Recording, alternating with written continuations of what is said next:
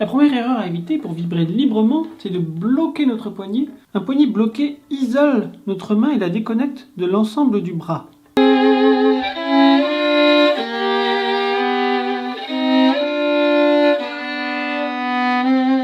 Un poignet rigide empêche la communication des vibrations jusqu'au bout des doigts.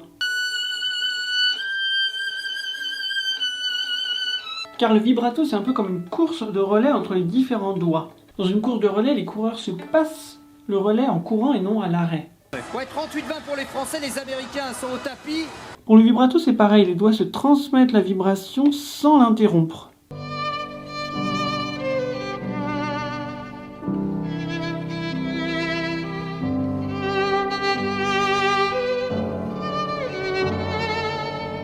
Le vibrato, en plus de favoriser la propagation des ondes sonores,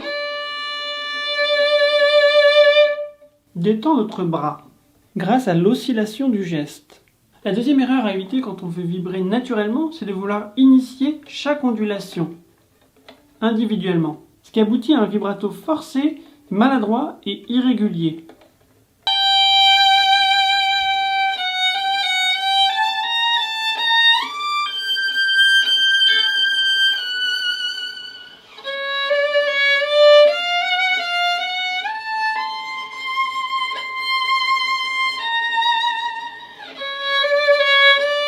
Le plat du doigt, et non le bout du doigt, roule sur la corde. Et une fois qu'on a initié le geste, on le laisse rouler librement. On ne force pas notre doigt à rouler, on le laisse rouler librement sans le forcer.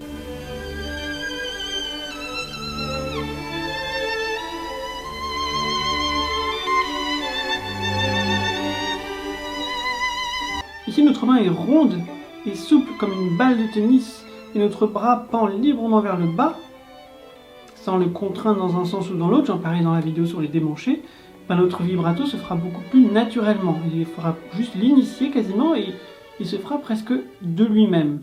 Il ne restera plus qu'à ne pas l'interrompre, surtout quand on passe d'un doigt à l'autre, ou qu'on démanche, ou qu'on joue en double corde.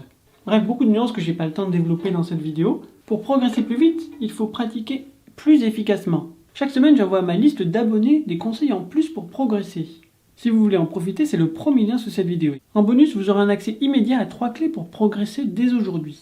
La troisième erreur à éviter pour vibrer plus naturellement, c'est d'essayer de vibrer avec l'ensemble du bras, ce qui disperse notre vibrato. Le bras bouge, oui, mais c'est la conséquence et non la cause du mouvement.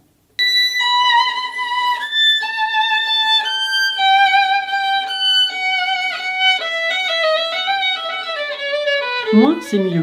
Et d'essayer d'impliquer tout le bras complexifie le mouvement. Notre bras se contente de pendre passivement vers le bas et accompagne le mouvement sans le déranger.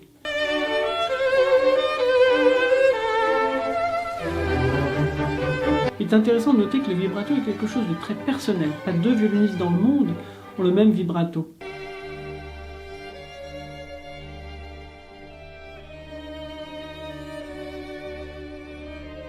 Même si les mécanismes restent plus ou moins les mêmes. Abonnez-vous pour ne pas rater les prochains tutos et n'oubliez pas de vous désabonner si vous passez à la flûte.